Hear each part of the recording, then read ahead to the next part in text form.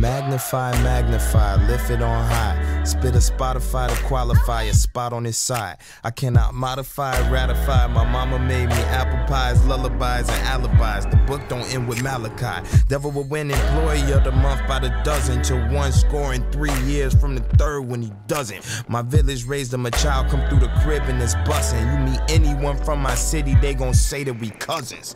Well, good morning everybody and welcome to another episode of Tyler's Real Fishing. You're probably wondering, Tyler, that was some weird B-roll. Yes, it was. It was short as well. I got to the ramp. I was going to do a cool drone shot, and then somebody pulled up, so I didn't want to, take away their ramp time. And then I got out here, and I started filming B-roll when I was running, and the rain started pouring. So we finally got all the way up here. I ran all the way up the farthest part you can on my home lake. And previously, like the past 5 years, you couldn't even get up here because the water wasn't up. But I'm gonna do some flipping, some topwater today. Hopefully teach you guys a few tips, and let's have some fun, catch some fish. All right, folks, so today I'm gonna get out the whole kitchen sink. I'm gonna get a square bill, a frog, since we're up in the bushes, a whopper plopper, because, why not? A jig to flip, because of course. A swim jig for those faster moving crawfish, and a buzz bait. Junk fishing at its best. Now, my buddy Clark told me that they're actually on beds down lake. So I could be bed fishing today, but it's just so cloudy outside that I don't know how many are gonna be committed. A high school tournament is down lake today, so I don't wanna mess them up. So I'm just gonna stay up here. A giant gar just surfaced right there. I'm talking like 7-footer. Wow, that was a big gar. I'm not joking though, this stuff is like the coolest Lake Travis I've ever seen. Look at this. It looks like Canada.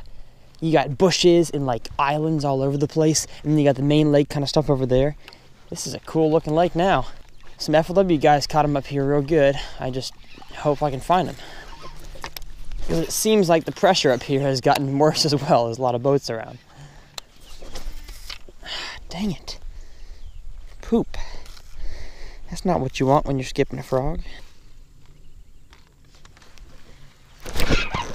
Got one. Get in the boat. All right.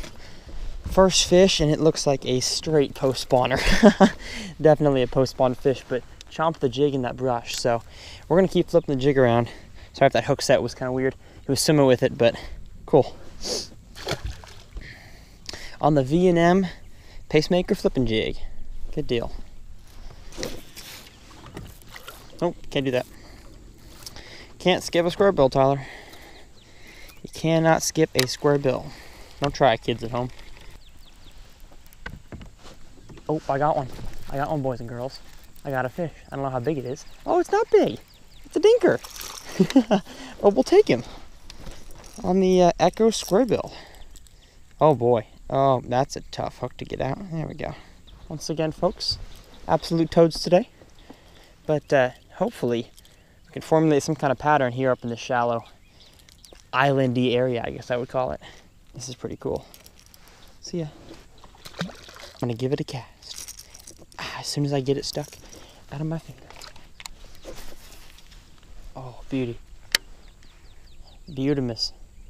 Now I just need a 5-pounder. Oh. Or I get stuck on my beautiful flip. Yep. I'm liking this setup so far for flipping, man. It's fun. Only caught a fish, but it's fun. Got one. Literally as soon as it hit the water.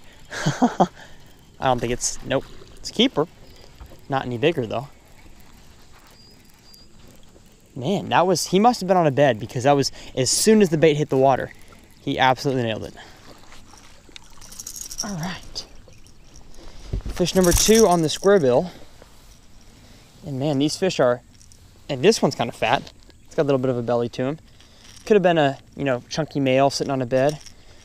Hopefully a female sitting there. I can flip the jig there next. I just kind of forgot where I got that bite. All right, fish number 3. Got one. Oh, oh my goodness, and one spooked right there. One spooked right there. Let's put the power poles down real quick.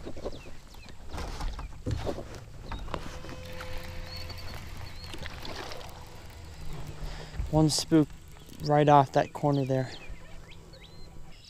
Yeah, this one's not bad. Not a bad fish. I'll take it, yeah, for sure. Get in the boat, yes. All right. 2-pounder, 2.5 on the square bill.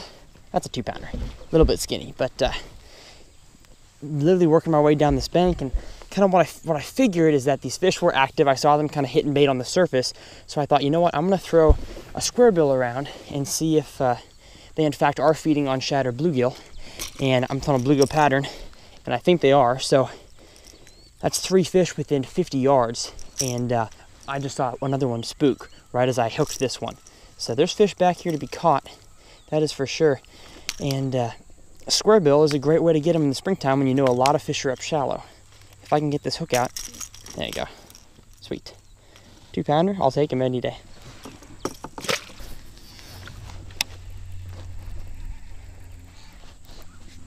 Oh my goodness. That was the worst hooks that I've ever had, but that was a giant. That was a giant. Come back, come on, please eat it. Please eat it again. Please eat it again. Oh, no. No, no, no, no, no, no. Oh, I was like moving the boat and I didn't have one of my hands on the rod. Oh, that's the fish that I was looking for. That spooked.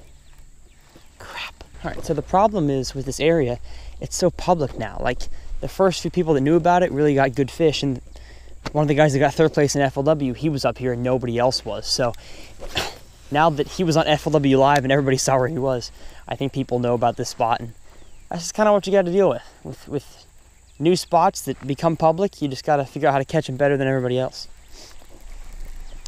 And so far I've caught 4 fish and I haven't seen anybody catch any, so I think I figured him out a little bit.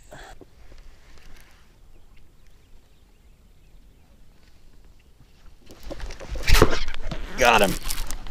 Biggin. Biggin, biggin. Oh my gracious. Come on, big girl. Oh yes, oh yeah. 5.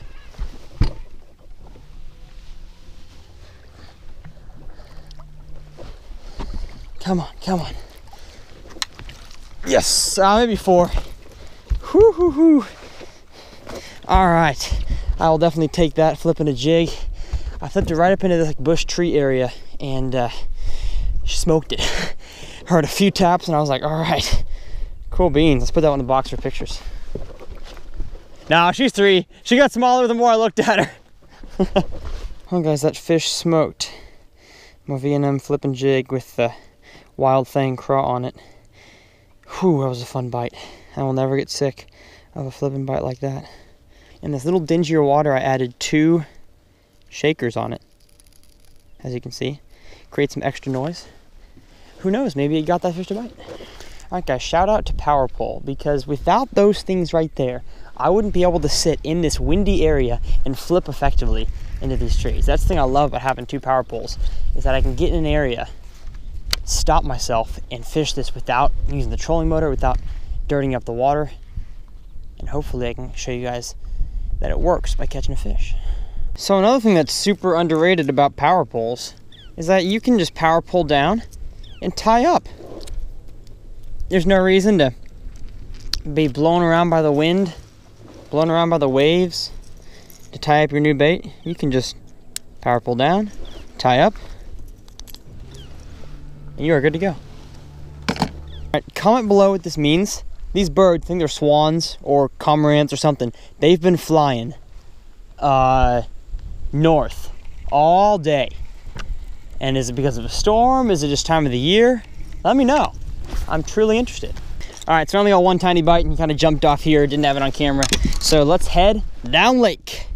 Well, everybody, the rain is still coming down here in Texas. It is a almost perfect spawn day if it wasn't raining. You know, full moon, no wind at all, besides, you know, a few flurries here and there, but the rain kind of messed it up. So I have a whole week of spring break to get on some bed fishing stuff, but I want to take the last 2 or 3 minutes of this video to show you guys the gear that I was using to catch these fish. So, the one that I caught my 3.5 pounder on was the Lew's Custom Speed Stick. This is the, I don't know what it's called, the Magnum Grass Rod. And this rod is basically a Shallow Man's all-purpose rod. It is 7.2 heavy. It says it has a fast action, but I found that it's more of a moderate fast, and I can skip this jig so well. Like, I'm not saying it's a jig. Maybe V&M makes a great jig for skipping. I could talk about that more, but I was able to skip this thing so effectively with the Lew's Custom Pro, or Team Custom Pro, and just all around great combo. 20-pound fluorocarbon. I was able to winch fish in the rain, as you guys couldn't see it, but it was raining outside. I was able to winch fish out of, you know, thick bushes with that combo. And then those fish that were biting the square bill that were most likely spawning, I got them on the custom 7-foot, 6'9"? Yeah, 6'9", sorry. 6'9" square bill crankbait rod that Lew's makes. Super awesome rod. I prefer 6'9" or 7-foot for square bills and rattle traps unless you're in super thick grass or super thick cover, because I really want that fish to be able to take it and not have the bait ripped out of their mouth, which a 7-foot rod often does.